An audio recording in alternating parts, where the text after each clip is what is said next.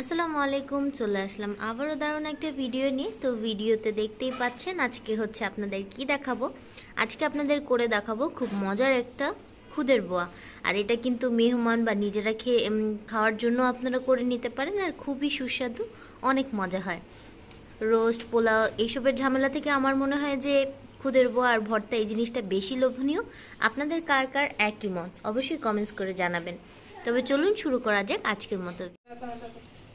এই যে এইখানে আমি পোলার চাল ভাতের চালের খুদটা সুন্দর করে ধুয়ে পানিটা ঝরিয়ে রেখে দিয়েছি।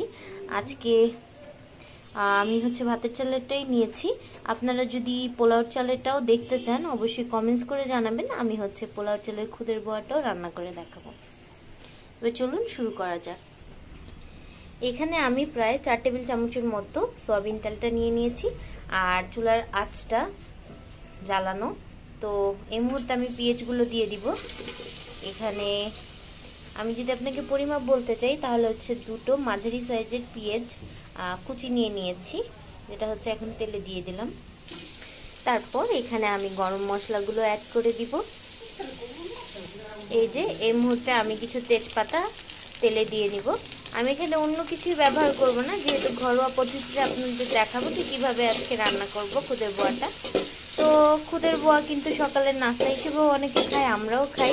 তো আজকে কেন জানি মন চাইলো বাইরের বৃষ্টি আবহাওয়া দেখে যে আজকে হচ্ছে দুপুরে খাই। আর এটার সাথে নানা রঙের ভর্তা দিয়ে খেতে যেই মজা, খুবই মজা। আর আমার পার্সোনালি কিন্তু এটা শুটকি ভুনা দিয়েও খেতে খুব ভালো লাগে, শুটকি ভর্তা দিয়েও খুব খেতে ভালো লাগে। বাঙালি যারা ভর্তা প্রিয় মানুষ তারা কিন্তু এটা খুব খায়। বোয়া ভাত বা খুদের বোয়া যেটাই বলেন না কেন, আপনাদের অঞ্চলে এটাকে কি বলে ডাকেন অবশ্যই কমেন্টস করে জানাবেন। এ পর্যায়ে মরিচটা ভাজা ভাজা হয়ে গেছে, তো আমি ধুয়ে রাখা আমার চালগুলো দিয়ে দিব। খুদের চাল এই যে দিয়ে দিলাম। দিয়ে এবার এটাকে খুব সুন্দর করে নেড়ে চেড়ে নিতে হবে। মনে রাখবেন, চালটাকে আপনি যত সুন্দর করে ভাজবেন ততই কিন্তু এটা ঝরঝরে হবে। এটা কিন্তু একটা খুব গুরুত্বপূর্ণ টিপস। যদি আপনারা কোনো কিছু ঝরঝরে খেতে চান, সেটা হোক পোলাও কিংবা খুদের বোয়া, এটাকে তেলে খুব সুন্দর মতো কিন্তু একটু সময় নিয়ে ভেজে নিতে হবে। তাহলেই কিন্তু আপনার পোলাও বলেন কিংবা খুদের বোয়া ঝরঝরে হয়ে যাবে। এই যে দেখুন, এটাকে খুব সুন্দর করে অনবরত নাড়াচাড়া দিয়ে নিতে হবে যতক্ষণ পর্যন্ত না খুব সুন্দর একটা স্মেল চলে আসে, আর চালটাও ভাজা ভাজা হয়ে যাবে। তো ভাজা ভাজা হয়ে গেছে কিভাবে বুঝবেন? চালটা কিন্তু পটপট করে ফুটবে, এভাবেই কিন্তু বুঝতে পারবেন যে চালটা ভাজা ভাজা হচ্ছে। এ পর্যায়ে হচ্ছে আমার চালটা সম্পূর্ণ ভাজা ভাজা হয়ে গিয়েছে। তো আমি পানি দিয়ে দিয়েছি তাড়াতাড়ি, নইলে পুড়ে যেত। তো পানির পরিমাণটা এমন থাকবে যে চালে হচ্ছে আঙ্গুল ডুবালে যাতে হচ্ছে পানিটা আপনার 4 কড়া পর্যন্ত ভিজে। এটা খুব কমন একটা মানে রেশিও যে কোনো কিছু হচ্ছে রান্না করতে গেলে।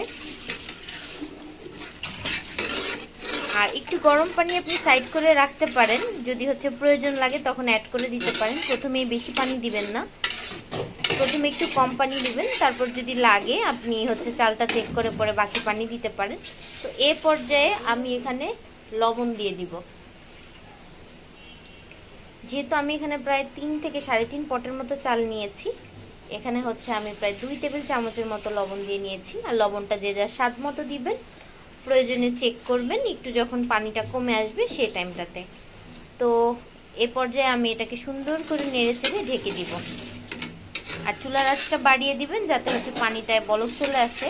অলরেডি আমি গরম পানি দিয়েছি, তো সমস্যা হওয়ার কথা না। আর আমাদের ভিডিওগুলো ভালো লাগলে অবশ্যই একটা লাইক কমেন্ট শেয়ার দিয়ে দিবেন, আর অবশ্যই পাশে থাকার জন্য সাবস্ক্রাইব করে দিবেন। আর আমাদের ভিডিওতে অনেক ভুল থাকতে পারে, সেগুলো ক্ষমাসুলভ দৃষ্টিতে দেখবেন।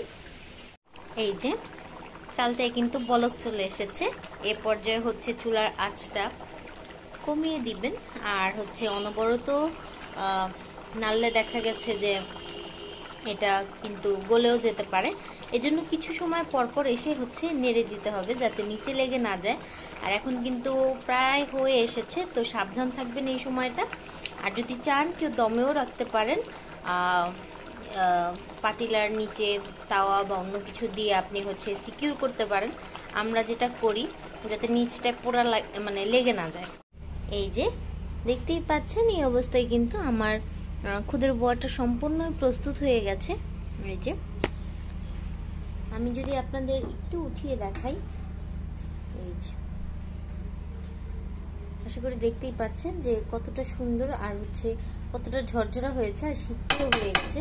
তো এই অবস্থায় এটাকে হচ্ছে আমি চুলা থেকে নামিয়ে নিব। তো চলুন নামিয়ে নিই আর খুব সুন্দর করে পরিবেশন করে ফেলি। এই তো পরিবেশন করে নিয়ে চলে আসলাম আমার খুদের বোয়াটা। দেখতেই পাচ্ছেন কতটা লোভনীয় আর আকর্ষণীয় হয়েছে।